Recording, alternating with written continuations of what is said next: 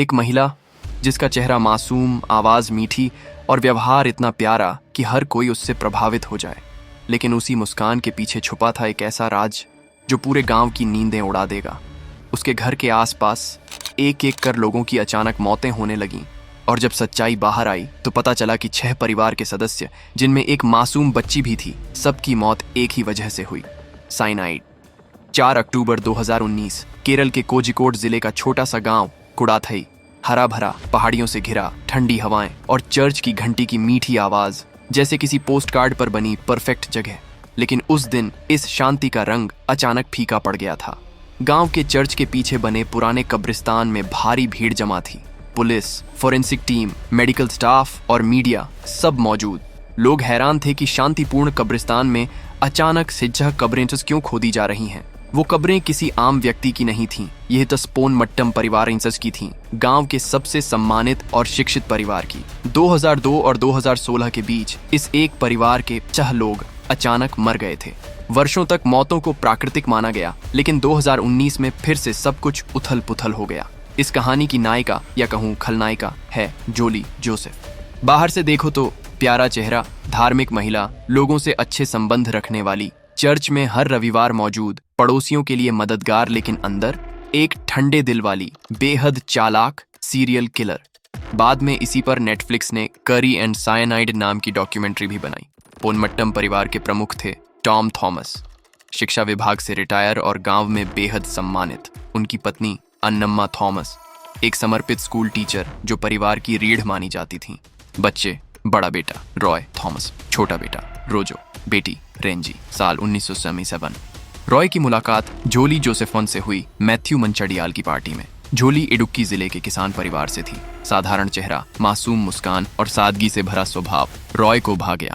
रिश्ता थोड़ा दूर का रिश्तेदारी का था, लेकिन रॉय ने ठान लिया कि वह जोली से ही शादी करेगा। शुरुआत में टॉम को आर्थिक स्तर का अंतर और रिश्तेदारी को लेकर हिचक थी, लेकिन रॉय ने कहा, पापा, उसके पास एमकॉम की डिग्री है, वह शिक्षित है, पैसों का ना होना कोई अपराध तो नहीं। टॉम मान गए और 1997 में शादी हो गई। शादी के बाद जोली ने धीरे धीरे सभी का दिल जीत लिया। वह चर्च जाती, सामाजिक कार्यक्रमों में भाग लेती और घर की देखभाल करती जैसे हर किसी का सपना हो।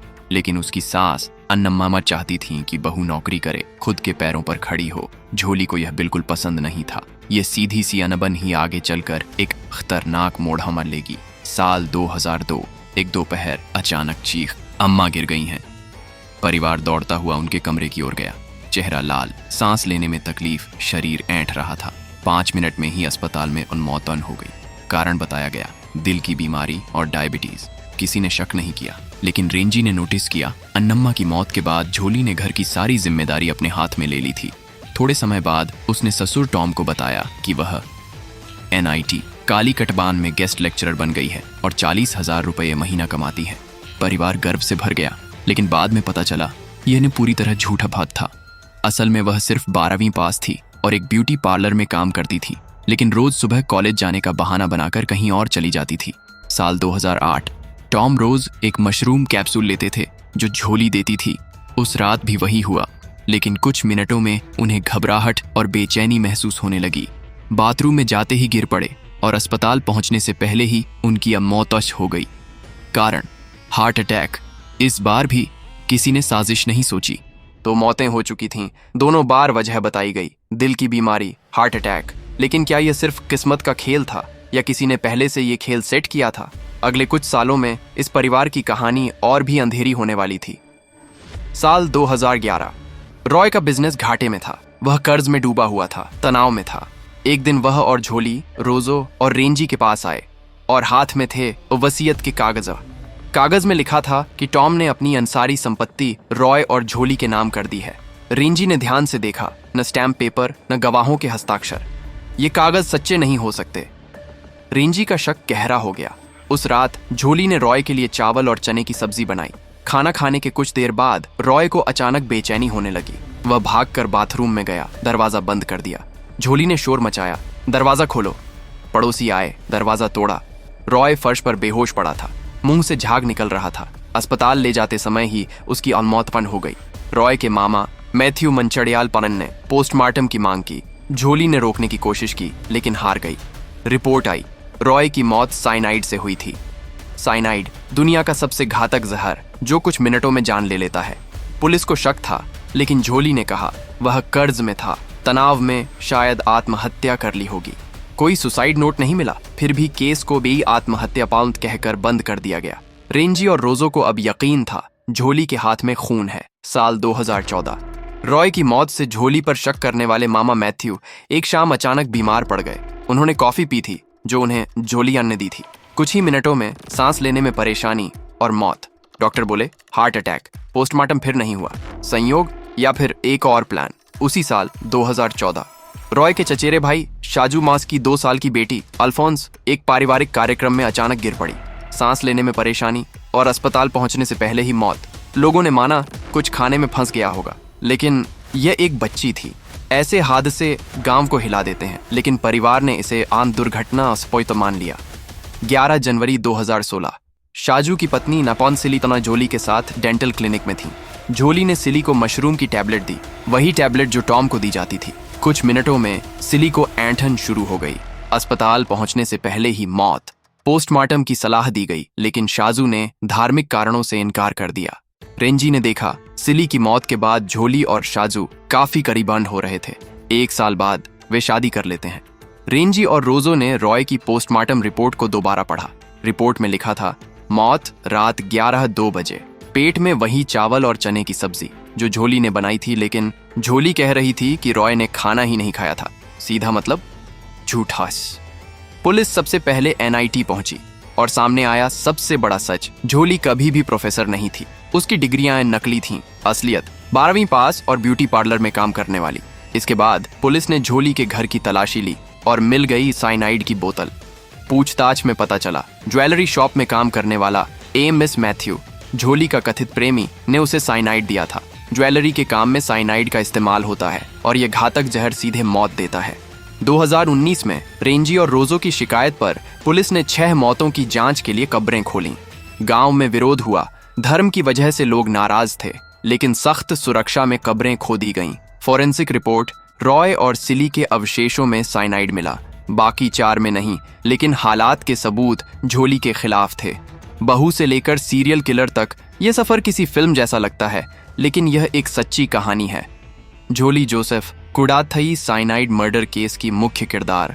सवाल अभी भी बाकी हैं। सच्चाई का हर टुकड़ा शायद कभी पूरी तरह सामने ना आए, लेकिन एक बात साफ है, यह महिला मासूमियत का चेहरा पहनकर 6 जिंदगियां निगल गई। कभी कभी सबसे खतरनाक लोग उन्हीं चेहरे के पीछे छुपे होते हैं जिन पर हम सबसे ज्यादा भरोसा करते हैं। झोली जोसेफ की कहानी सिर्फ एक क्राइम नहीं, बल्कि इंसानी मानसिकता की सबसे गहरी डरावनी परतों को दिखाती है। पुलिस की लंबी जांच और गिरफ्तारी के बावजूद इस केस में कई सवाल आज भी हवा में हैं। 6 मौतों में से 5 में पोस्टमार्टम क्यों नहीं हुआ? क्या परिवार ने इसीलिए अनदेखा किया कि वह अपनी ही बहू थी, या यह गांव की धार्मिक परंपराओं का असर था?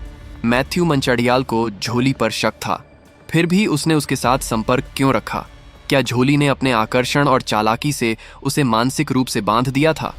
शाजू ने अपनी पत्नी सिली और अपनी 2 साल की बेटी अल्फोंस की मौत को हादसा क्यों माना? और फिर 1 साल बाद झोली से शादी क्यों कर ली? क्या वह भी झोली के जाल का शिकार था, या फिर कुछ और? इतनी चालाक अपराधी होने के बावजूद वह जानलेवा साइनाइड घर में क्यों रखती थी? लापरवाही, या यह उसकी आत्मविश्वास की हद थी कि कोई उसे कभी पकड़ नहीं पाएगा? मनोविज्ञान में ऐसे अपराधियों को साइकोपैथ कहा जाता है। ठंडा दिमाग, अपराध करते हुए कभी घबराहट नहीं, लंबे समय तक प्लान बनाना और उसे धीरे धीरे अंजाम देना। झोली ऐसे ही लक्षण दिखाती है। कहा जाता है कि झोली को सबसे बड़ा लालच था परिवार की संपत्ति पर कब्जा, समाज में शिक्षित और कामयाब महिला की इमेज बनाए रखना। इसी लालच ने उसे नकली डिग्री बनवाने पर मजबूर किया, फर्जी नौकरी का दिखावा करने पर, परिवार के भीतर ही अपना शिकार चुनने पर। झोली का पैटर्न साफ दिखता है। वह कई सालों का इंतजार करती थी, फिर किसी एक सदस्य को निशाना बनाती थी। वजह छोटी हो सकती थी, पर वह उसे दिल में रखती और सही समय पर वार करती। यह धीमा लेकिन घातक तरीका था जिसने लंबे समय तक उसे बचाए रखा। लोग हैरान थे कि कैसे एक धार्मिक मुस्कुराती महिला अपने ही घर में औन जहर का साम्राज्य में चला सकती है। 6 मार्च 2023 से इस केस का ट्रायल शुरू हुआ। 263 गवाह पेश हुए। रोजो और रेंजी दोनों अपनी जान और मानसिक शांति दांव पर लगाकर न्याय के लिए खड़े हुए। इस केस का फैसला अब भी अदालत के हाथ में है और झोली आज भी कोझिकोड जिला जेल में बंद है। 6 लोग, एक परिवार का अंत और एक चेहरा जिस पर सब भरोसा करते थे। झोली जोसेफ की कहानी हमें सिखाती है, कभी कभी सबसे बड़ा खतरा हमारे सबसे करीब होता है। लेकिन सवाल ये है, अगर शुरुआत में किसी ने एक छोटी सी जांच की होती, एक पोस्टमार्टम करवा लिया होता, तो क्या ये 6 जिंदगियां बच सकती थीं? आप क्या सोचते हैं? क्या झोली एक ठंडे दिल की साइकोपैथ है या फिर परिस्थितियों ने उसे ऐसा बना दिया? अपने जवाब कमेंट में बताएं और सोचिए, मासूम चेहरों के पीछे कभी कभी क्या छुपा होता है।